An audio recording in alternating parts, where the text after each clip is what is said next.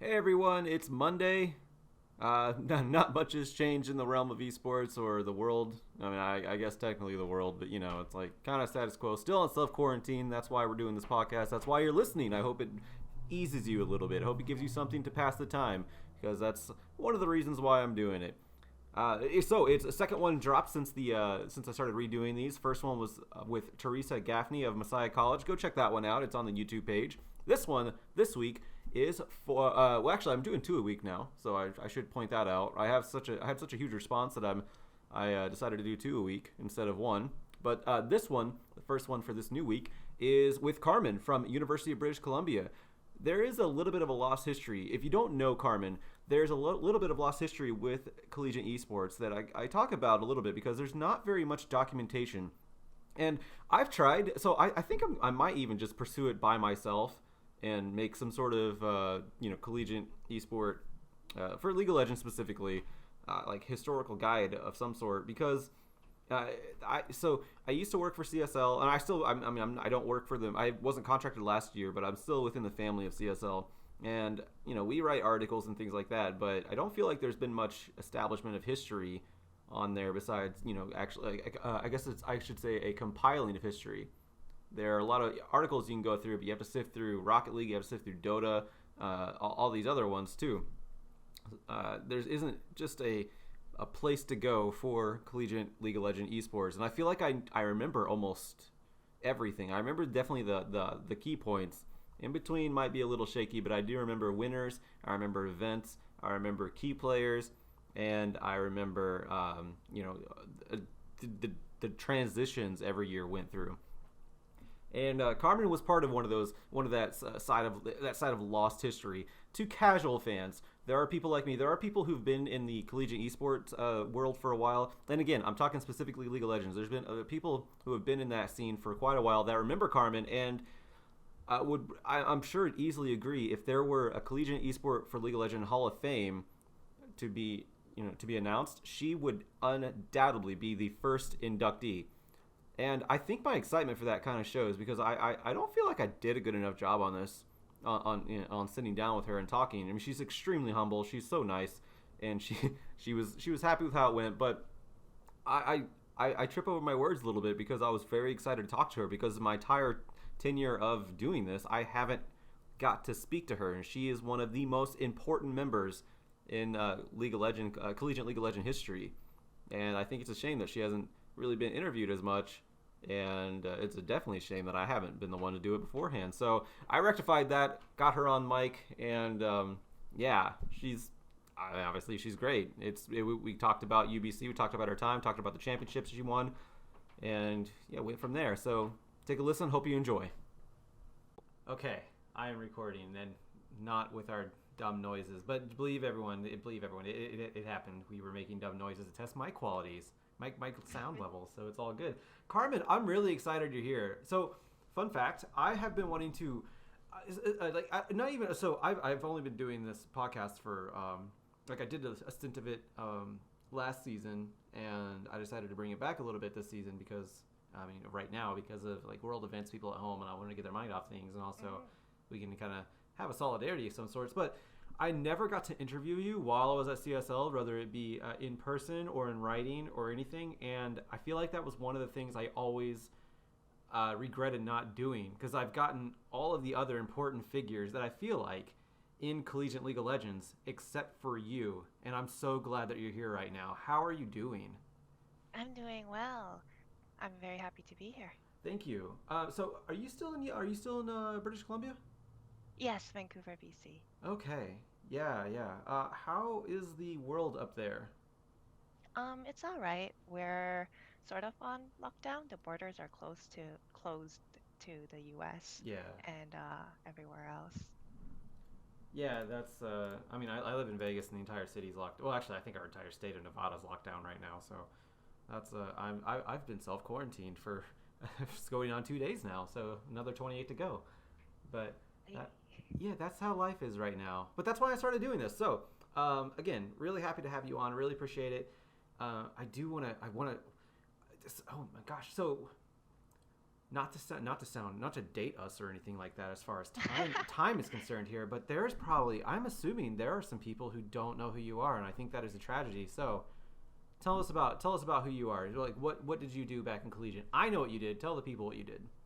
Yeah, sure.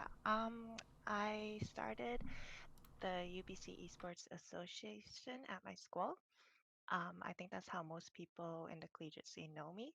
But yeah, you're definitely right. There are so many people who don't know how it started because it's actually been so long now.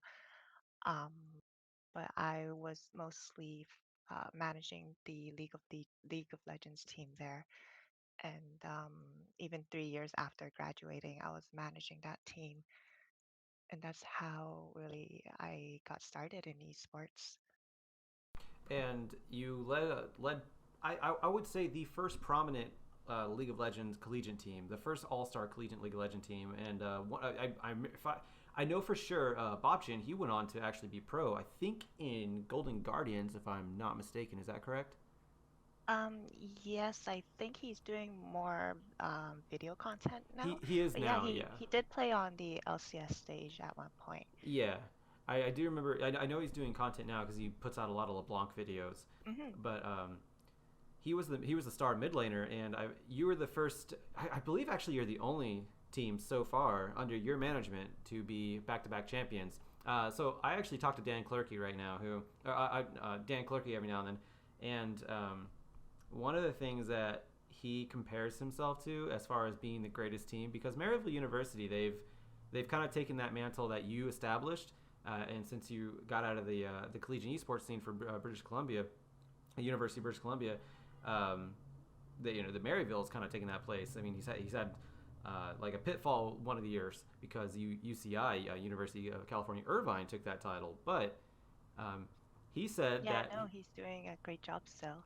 yeah, and there was a little exchange on Twitter about that a couple of weeks ago, and I was saying, you know, you're pretty good, like you are regarded as one of the best, and he said he will not consider himself the best until he does what your team did, and get back to back championships.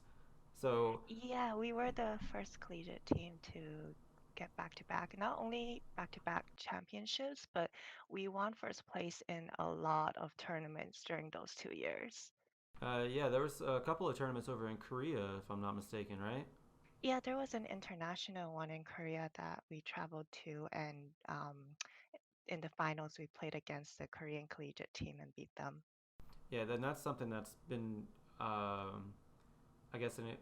Actually, I think in Achilles Heel because I know Toronto they went over to China one time and Yes, they in did. yeah in Maryville was in that tournament as well and competed against each other and various teams around the world and Toronto won one of the tournaments and I'm pretty sure College of Economics from China won the other tournament if I'm not mistaken and then there was one year after that one I actually don't know the results but I don't believe Maryville University won that one either so that is something that still that um, is eluding them and as this is obviously this is not a podcast to to compare you and Maryville University the entire time, but I am anxious to see whenever he's able to accomplish all that because I mean, as far as a team goes, like modern day right now, Maryville University is it, and that's what people know right now. But that's why I wanted you on here because a lot of people like some of the newer people since you guys have gotten Collegiate has gotten so big, the history books you have to kind of go dig for a lot of collegiate history, and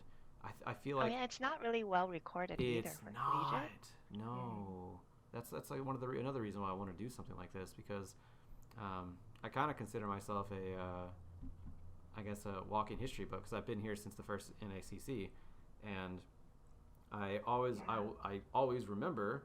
I try to always promote the teams that have kind of gone under the wayside. University of Washington being one of them as well. UBC is starting to get that way too, and I feel like again, I feel like that's kind of a tragedy. So that's one of Hey, the our teams are still doing pretty well. yeah, no, they Maybe are. not back-to-back champions, maybe not first place, but like I see us in the top 5, top 10 rankings now and then. Yeah, no, and that's the thing too is that you left a legacy, you left a structure that is still continuing today, and yeah, the surrounding environment has changed drastically. But you were on top for a long time, and that's a legacy that they're trying to uphold. And Oh, who's Coach Chris? Chris, do you ever have any actions with Chris? The one of their League of Legend. I think he's a coach for the CSL League of Legend team. Uh, Chris from or for UBC? Yeah. Not directly, no, but yeah, I Okay. know of him. Okay. Yeah. I mean, he's doing a fairly decent job over in CSL. I do know that. Actually, he's going to be on the show pretty soon too. Oh, Uh, awesome. yeah. But I feel like we're Yeah, getting. everyone's like at UBC, even if we don't have as talented of a roster, they're still, doing the best they can because of the infrastructure and support that we've put in. Yeah, and I want to talk about that because I was actually just about to mention that I feel like I'm getting a little bit off tangent. I feel like I'm having massive ADD because I have so much I want to talk to you about, and I should probably follow an agenda. So I'm gonna start from the beginning if you're cool with that. Okay, yeah, So definitely. Let's go. you're going to UBC. What did you go to UBC for? Um, I didn't really have a direction actually in like first year, but I ended up majoring in Japanese and economics. And how did you go from studying Japanese economics to seeing that there was a collegiate space here that could be utilized and taken advantage of and forming what would become UBC's Esport Association? I was always a hardcore gamer, so I was hardcore rating in World of Warcraft up until the Cataclysm expansion. And when my guild disbanded, I started playing more League of Legends, which before then I was only playing from time to time on the side. At that time, I thought, hey, my friends are pretty good. I'm decent. We participated in some local tournaments. And since my first year of university, I was always involved with student clubs um, as an executive or a director. And so I knew I wanted to do something with League of Legends at UBC. And then I looked up if there was anything at UBC for League of Legends, and nothing on campus yet, but I had found a forum for Ivy League of Legends, and that was our first collegiate tournament for UBC. On the forum, it was it gave an opportunity for people to look for other players from the same school, and so I found a handful of players and we competed together. Ivy League of Legends, Ivy Law was actually partly run by Michael Sherman, which he's now the college program league at lead at Riot Games, Yeah. and that's how we started the team from their beta season. And then that grew into a bigger community online in a Facebook group. And then I decided I wanted to make it an official student club, and that's how everything started, how I got involved. And what was University of British Columbia's response to that? Because from what I understand, they've been, they've, despite your success, they've been rather, um, I guess, negligent in their esports program. Or, well, no, I mean, they don't. I don't think they even technically have an esports program because they've been negligent. What has been your struggle with UBC, and what do you think has gotten accomplished since then? When I was involved with running day-to-day operations for the club and managing the team, they weren't very responsive. And I think that's because they didn't understand um, what esports was. They saw it, or I think not just UBC, but um, everyone or most people saw it as gaming, and um, that it was more of a active involvement in playing the game yourself. But then they soon saw that, oh, hey, there are other channels um, in gaming that's being more involved in the community um, in multiple ways, like through event management, managing a team, or doing cosplay, live streaming. And so once UBC saw that there is a huge community for gaming that doesn't just revolve around playing games, they were a lot more supportive of it.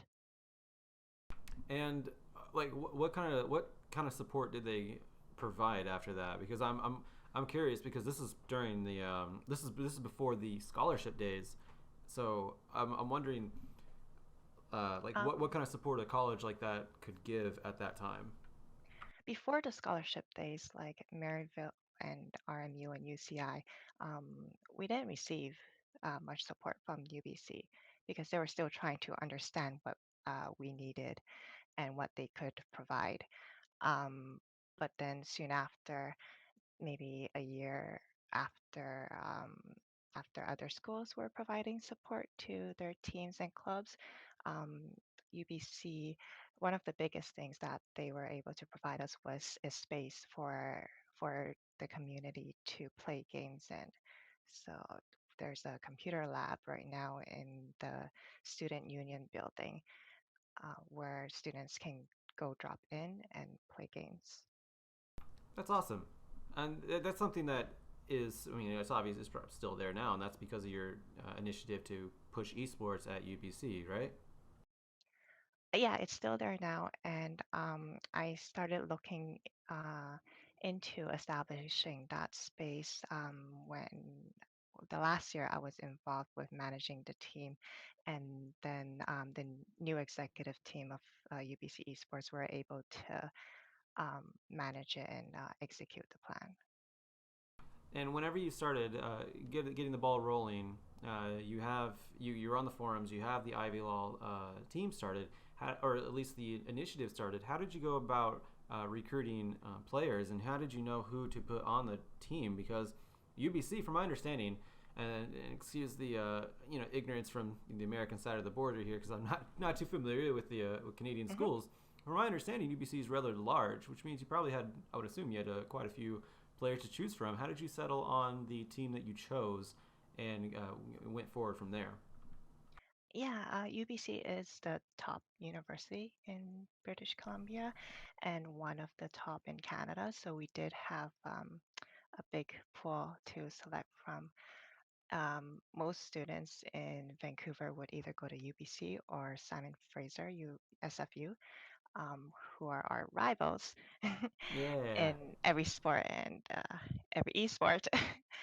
um, but yeah, so when I was managing the teams, I actually set up a three-tier sister team system. So a lot of the applicants still got to play on a team. Just for simplicity's sake, we can name them ABC. So a lot of players got to play on the C team or the B team, and then for the A team was, of course, our best players. And and we actually shift players around a lot, especially between C and B. And then there were times when we saw players on the B team improving a great deal, and they joined our A team, the premier team. And actually, one of those players is Gate. He's now known as Gate, but when he played with us, his name was Clackbard. Oh yeah, I've heard of Gate. Okay, I actually don't watch too much professional. It's actually hard for me to make time to watch too much League of Legends these days. But I have heard of Gate, and I remember him. Um, I Yeah, he don't. went professional. Yeah, I'm trying to think of what team he's on because I remember the name Gate because I like the name Gate. I don't know why I like the name. I just like the name. I like the way it's spelled. I don't want to go into the phonetics of the word Gate that I like, but I do like like the name a lot. But Yeah, he was briefly on Final Five, and then he made his LCS breakthrough with Team Impulse. okay, Yeah, and then Phoenix and Echo Fox as well, and many Echo other Fox. teams. Echo Fox is where I remember him from. Yes, Yeah. because I did like Echo Fox because I like, as dumb as it sounds, I like the color orange and I like foxes. No, So I love the color orange. yeah, so I gravitated toward Echo Fox for a moment. I was still a TSM fan. Don't get me wrong, but I paid attention to Echo Fox for a bit because I like orange and I like foxes. So I'm not gonna be judged for that. Yeah, they had a really good organization, good branding. Yeah, I look up to Rick Fox, so I like to echo Fox as well. And of course, a fan of my boy Gate. Yeah. So speaking of who you look up to, like what kind of people influences you to be able to take the steps that you need to be able to venture into something that's so unknown that is collegiate esports? Because again, at the time, there wasn't really much of an establishment, and because of what you did, there's a lot of set in stone legacies now, or set in stone programs like your ABC style of or 3-tiered style of teams. Because a lot of people do that now with their the teams that go into CLAW and the teams that go into other ones like AVGL or Mhm. CSL. Yeah, at that time there it was mostly like working together. Like we were all on the same playing field at the same level. So it wasn't like looking up at someone, but looking out for each other. And of course, do. I've always admired Steve Jobs and Michael Sherman. They really exploded the collegiate esports scene through Riot Games. And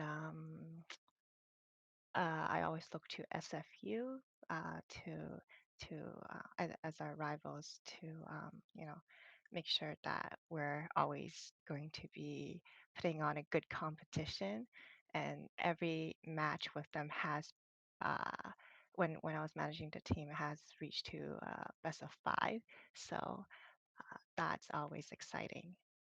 I've talked to Jeff before from SFU, and he's just as nice. And I don't understand the nice rivalry thing because Yes, he's awesome. in the United States, we like so my old co-caster Corvus, Kyle Corvus Crow, when he talks about sports, his filter comes off, and there's generosity only in his hate. And I have pointed this out to him before that I don't like talking about his favorite teams because I don't think he likes talking about his favorite teams. He likes talking about his favorite teams to hate, and I,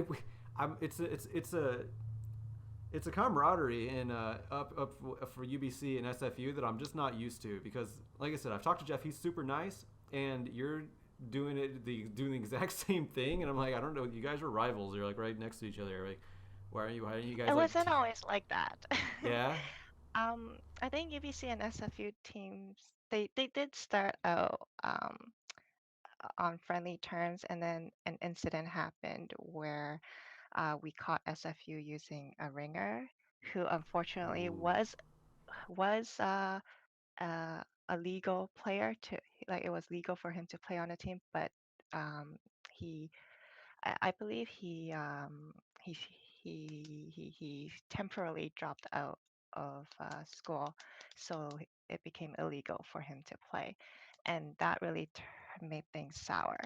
Um, but they were a different team at that time, and we looked past that afterwards.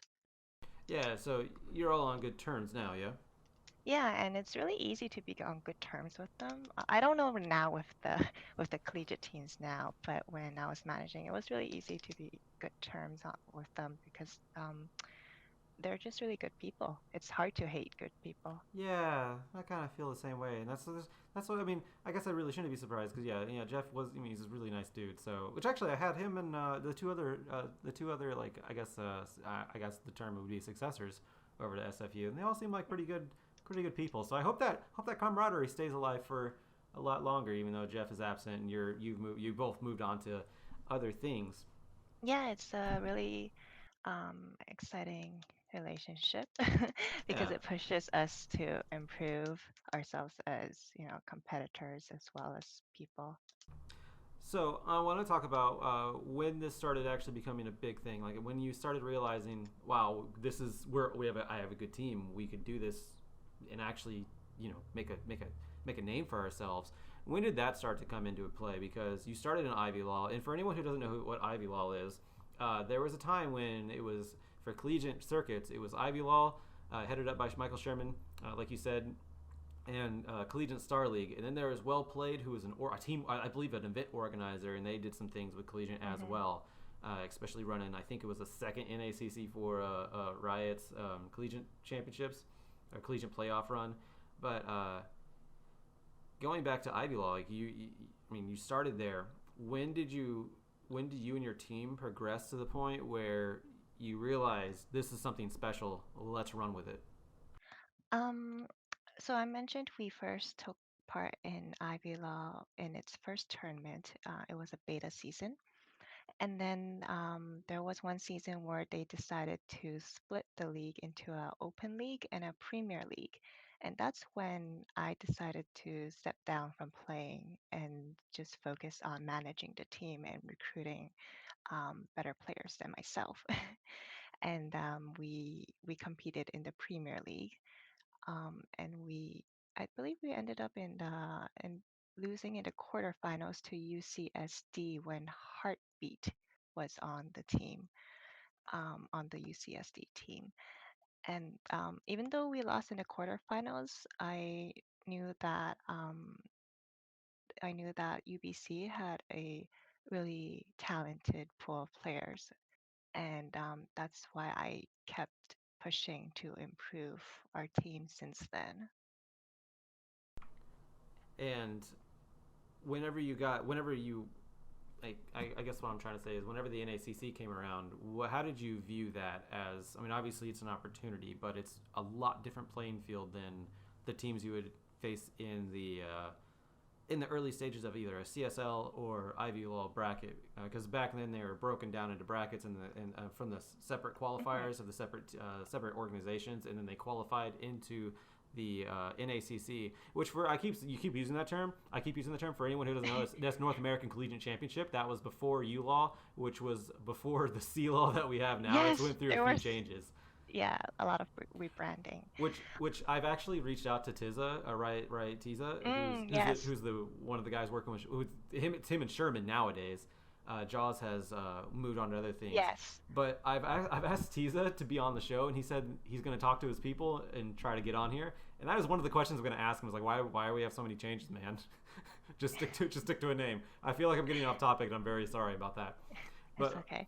going into the going past the brackets of C Law and Ivy Law, what do you do to prepare for something like that? Going in again, something that's unknown. You don't quite. There hasn't been anything established yet. Nowadays, there's so much history to look upon. Even if you can't find articles on it, and it was just a year ago, and a lot of people remember it. And there's a lot of things are more consistent these days, I should say.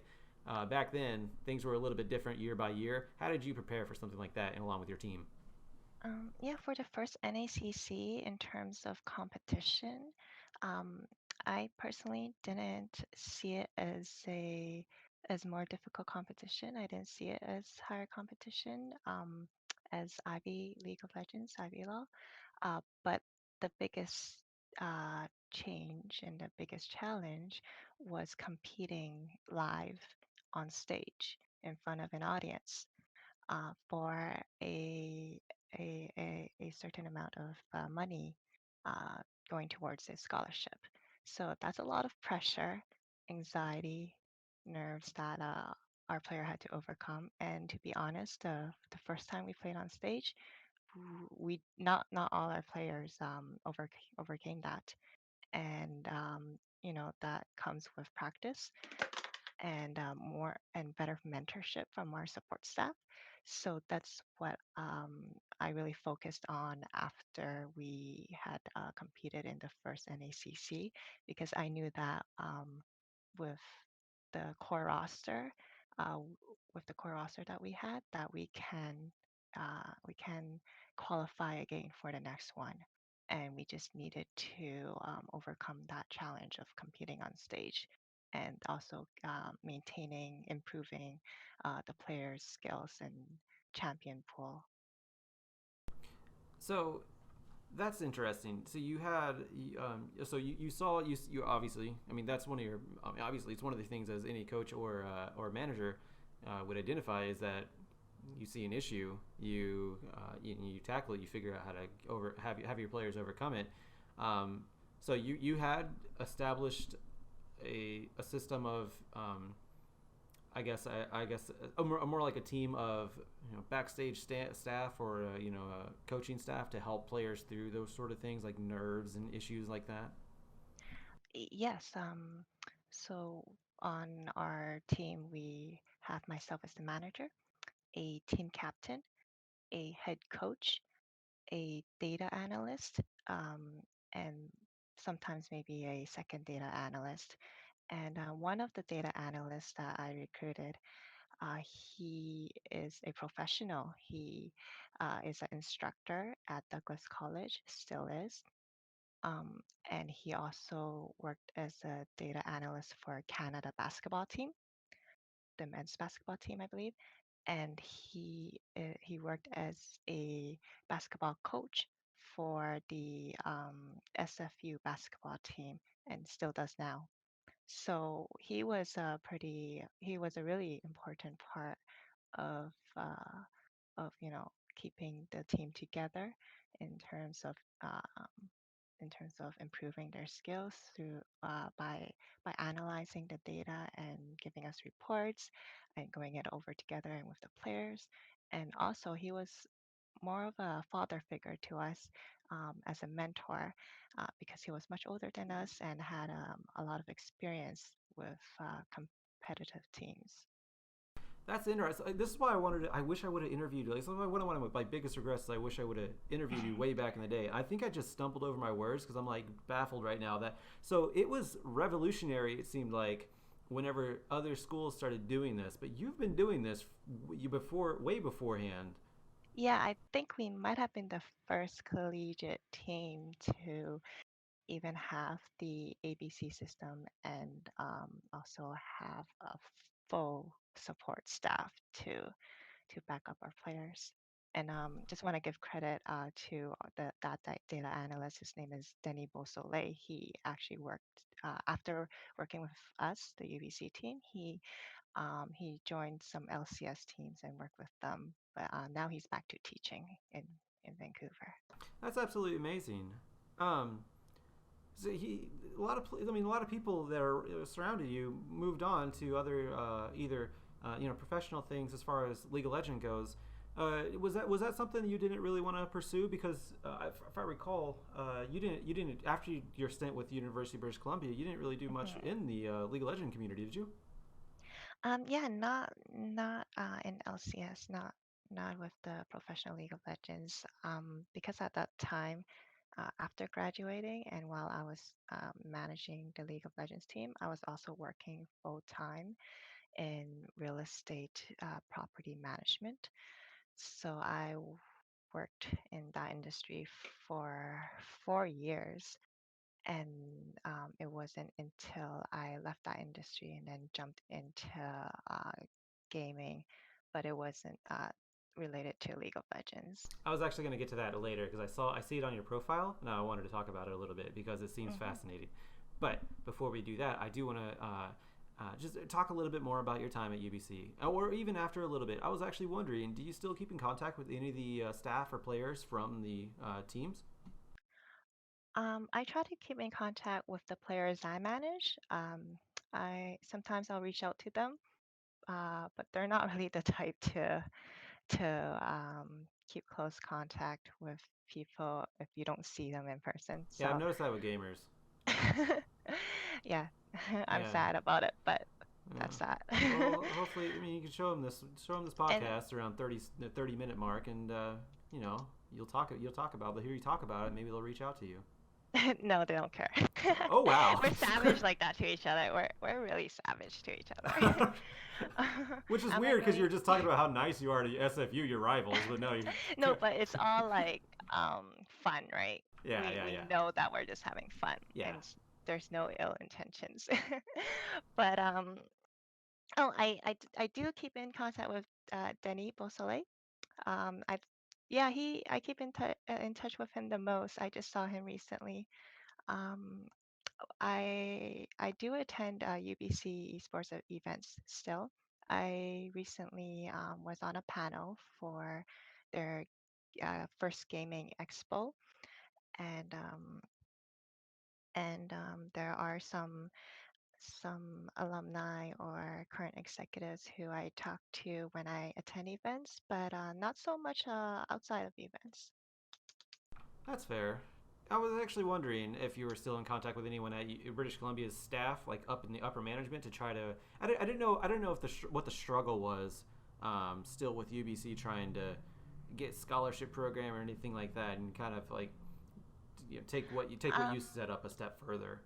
yeah, the thing is that even UBC staff, they change roles and hire new people all the time.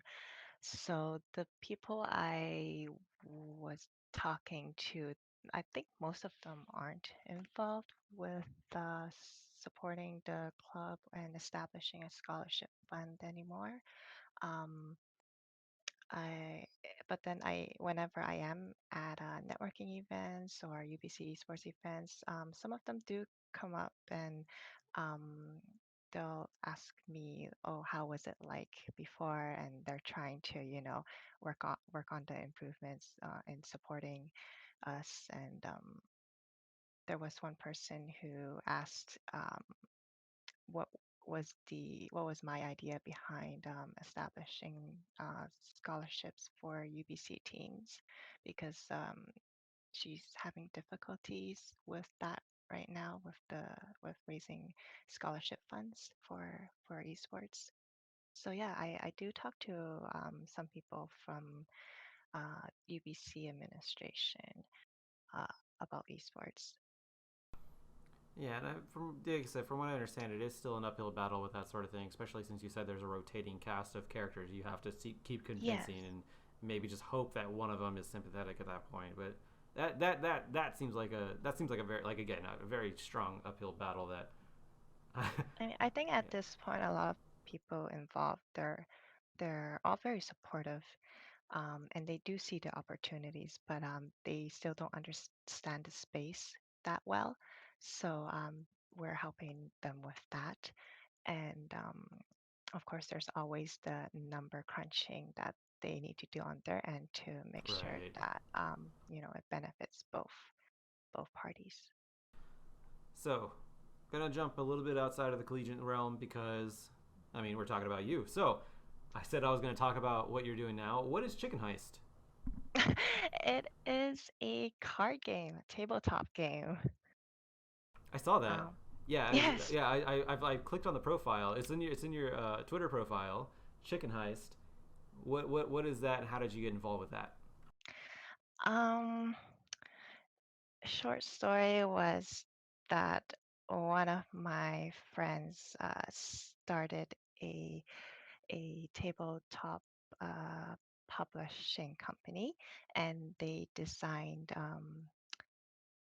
Chicken Heist, and I'm really interested in tabletop games. So I reached out to my friend and asked if I could gather some friends for a board game night and have them play test Chicken Heist because I really love the art. It's so cute.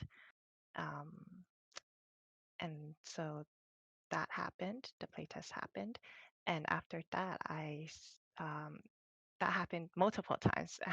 So what ha- what happened was that whenever I see opportunities to promote the game, market the game, I'd make the connection for them. Okay, so are you still playtesting that sort of thing? Are you still involved with them? It it was actually funded on Kickstarter, Oh, um, and I think still open to pre-orders. And there was some delay in the manufacturing due to the coronavirus situation. But yeah, it's underway in manufacturing and will be shipped to people who backed it on Kickstarter and pre-ordered it. awesome. So yeah, it's going to be out in the market soon. Really happy about that. Um, I'm not super involved with it at this point, but the design team, goes to conventions now and then, and there was supposed to be a local one here, but they canceled it. And there's going to be a huge one in October. I went to it last year and helped promote the game and play test it. So uh, hopefully I'll be there as well this year. That's awesome. Is there anything else that you've been getting into career wise, professional wise, or anything like that post Yeah, the that was UBC? more, yeah, chicken heist is more of a hobby. That's what I was wondering. Yeah, because the way you were talking about it, I didn't know where the level was, so that's why I figured I'd ask. Mhm. Yeah, yeah, I actually just came back from traveling, as you probably saw on my Twitter. Yes. Yeah, I went to Hong Kong. I went around Japan, Shanghai, Bangkok. This was all before like the coronavirus situation Yeah. blew up. Yeah, luckily. Yeah. Um, yeah, I haven't been working for a while actually. While I was traveling, I was like trying to make connections, reconnecting with people in my professional network, reaching out to them to let them know, hey, I'm available and I'll be looking for work soon. And so now that I'm back, I have been actively looking for work.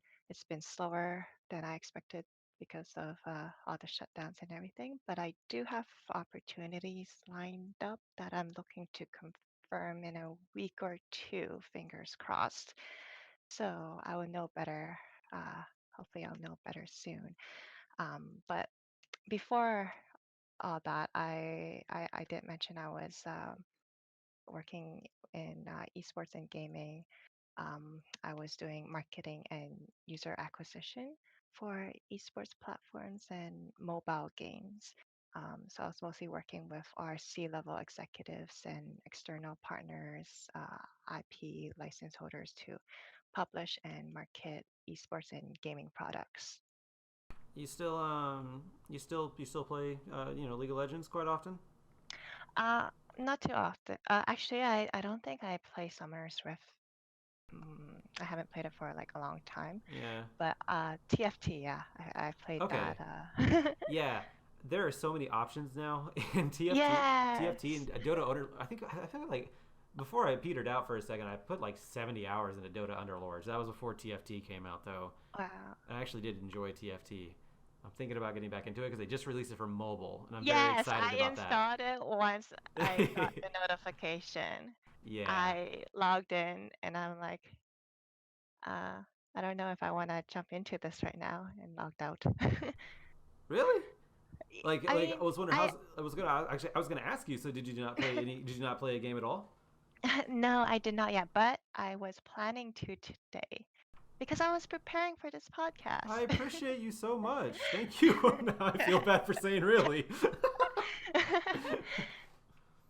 um, yeah, I think it just dropped like yesterday or today. Anyways, I was gonna ask you. I was Yeah, gonna ask you how the I think interface was. yesterday I just installed it. Okay, I was gonna ask you how the interface was, but I will discover that No, yeah, territory myself. I logged in and saw that's the thing that I that didn't really encourage me to play right away actually was Yeah, because the interface seemed very lacking. yeah. So it made me want to play on PC instead. So that's why I didn't play right away. Okay, yeah, that can really make or break some of these new mobile games that are being adapted from PC games. Like Dota Underlords, it took a second to get their UI down, um, which after they I got mean, it I'm down, just talking about like the out of game experience right now, right? I didn't even yeah. go in a game. No, I don't know how the end game well, it might be better because that's probably what they focus on, yeah. I was like wondering because the in-game UI. Dota Underlords had issues outside and inside the game. Like on the outside, you couldn't even click on some menus properly. Like it was pretty rough for Yikes. the first few months. Yeah, yikes indeed. It was rough for the first few months. So I was wondering because these initial launches for these mobile games, like I said, they're questionable sometimes. But I know Riot has been at this for a while. But I guess Dota has too, or Valve, I should say, has been in it for a while too. So I don't know. Yeah, I'm excited to see improvements though. Me too. With that being said, I think it might be a good point to start closing this one out. We talked quite a bit about your life, your collegiate life, I should say. Is there anything else you wanted to add? Any other experiences you wanted to talk about that might have not been shared that you thought I should have been a better better host than asked? No, you were perfect. We went through everything I appreciate you. No, I ever thought I'm actually was really. possible. Thank you. Uh, like I said, I'm actually like I said, I'm very very like I don't want to say privileged. I feel humbled. I feel so good that you actually like I said you were like agreed to this. Like I Oh no, don't be. It's my honor too. I I just want you to know like I don't I. and I know we talked about this a little bit, but there's so many things established in the League of Legends, Collegiate League of Legends esport community that were started because of what your efforts were. So I think this is, having you be able to talk on here, like I said, is a great privilege to me, and I'm like super honored. So it feels great that you feel honored too. But trust me, I'm a dime. My voice is a dime a dozen. I'm doing this. I don't feel very like. I feel like if anyone would have asked you, it would have been great too, because I mean you have a lot to talk about. And I'm really glad. I'm super glad that it was me though, because again, I've been wanting to do this, and like I said, whenever we were going through the interview, I just wish I would have done this way earlier because there's so much to talk about. And Yeah, I wish I could have done it earlier too. It was a really good experience. You asked really good questions. I was able to go really in depth in a lot of the topics. I appreciate you, Carmen. Thank you very much. Any closing words? Any shout outs? I'll plug your Twitter in the description below for the YouTube if that's fine. Yeah, please do. Yeah, no shoutouts really, but just my Twitter is good. It's my gamer name, Chiyuk, Chiyeuk. Okay, and you're still looking for opportunities for work, right? Thanks for listening. Yeah. You are still looking for opportunities for work, right? So that pinned tweet on your profile? Oh, yes. Yeah, I do have some opportunities lined up, but I'm still open. Fair enough. Carmen, thank you so much. I haven't confirmed anything yet. Fair. Thank you so much. This has been a great, like I said, I'm just very excited that that I got to finally sit down and like talk to you. So thank you very much. Thank you. I was very excited as well. Have a good day. And be safe. Be healthy. There's life is weird out there. Stay healthy. It's going to be great after everything is done. We're going to be fine. Yep, I'm staying home. Yeah. And everyone else listening should as well. Agreed. Thank you very much. Have a good day. Bye. Bye-bye. That was Carmen. I was so honored to have her on the show. And again, I mentioned it earlier, but you could probably tell, and I think I mentioned it during the podcast too, you can tell I was a little bit excited, tripped over my words, and I don't think I really formulated all the sentences I wanted to properly, but she got them all. She helped me out and made me feel at ease, so that's really good. I'm just so honored to have her on the show.